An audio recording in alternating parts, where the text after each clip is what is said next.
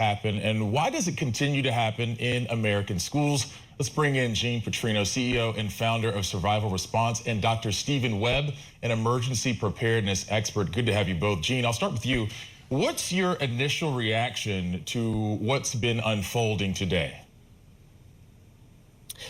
It's heartbreaking. Anytime you see these incidents, it's frustrating because it's senseless most of the time, and quite often you're able to identify these threats before they become an actual attack. And I always see them as a missed opportunity, and this is probably the same case. There's still a lot of information that hasn't come out yet, but I would assume it's going to be a lot that comes out the next couple of days that shows that there were signs that this child was about to do this. And Dr. Webb, I mean, we need to keep our focus on the victims, but at this point, there are a lot of questions about why this would happen, and learning that the suspected shooter, according to law enforcement, just 14 years old, was also a student. What does that tell you about this particular incident? I agree that there's going to be more things that come out, more information that we're going to find out, particularly about social media and things that we probably missed.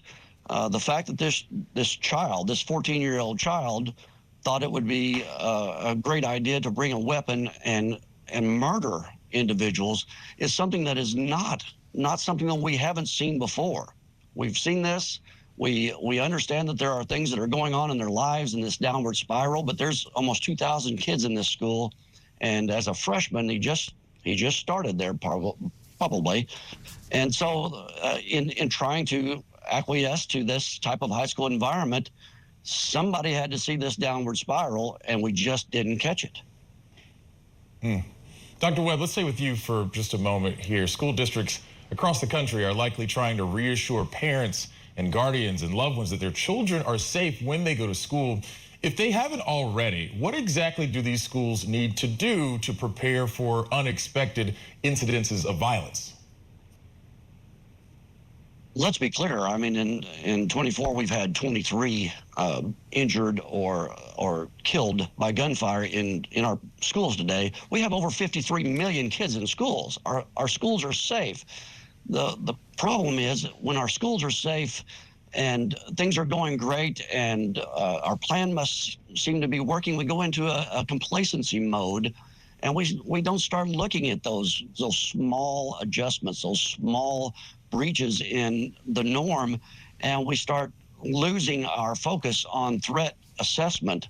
And in this case, we're going to find out a whole lot more that goes on with this, but schools need to be diligent in their daily routines of making sure that those children are protected from bell to bell. And Gene, on that point, I mean, what do schools need to do to make sure that they're safe and they don't fall into perhaps a sense of complacency, though we do continue and have seen so many of these events have taken place over really the last 20 plus years? Well, I think if we look at how training has been implemented over the last decade, it's been a lot about run, hide, fight type of things. And while that's important, we've really missed the key element, which is why are we waiting for these incidents to occur to teach you what to do? The schools need to focus on how to conduct proper threat assessments, how to start watching for those concerning behaviors, and to teach others on what to look for. Teach the teachers and even the students to keep an eye out. Every one of these school shooters goes through the same pathway of violence, and if we identify very early on when they're in that pathway, there's a really good chance we can stop it. Dr. Webb, we heard from some of the students earlier today saying that they thought this was another drill, and they soon learned that this was the real deal. Something was actually happening at their school. I'm curious to know, from your perspective, are these lockdown drills working, and how do they work best?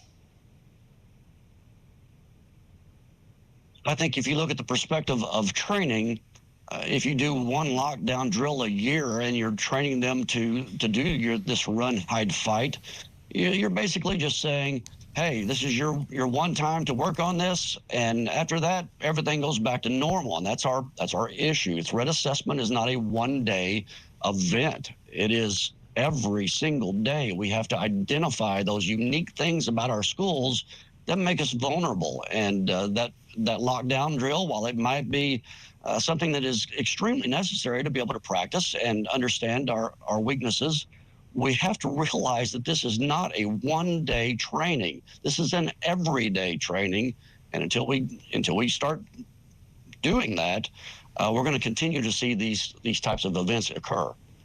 All right, Gene Petrino with survival response and emergency preparedness expert Stephen Webb. Thank you both for your time and your expertise on certainly a difficult story. Thank you.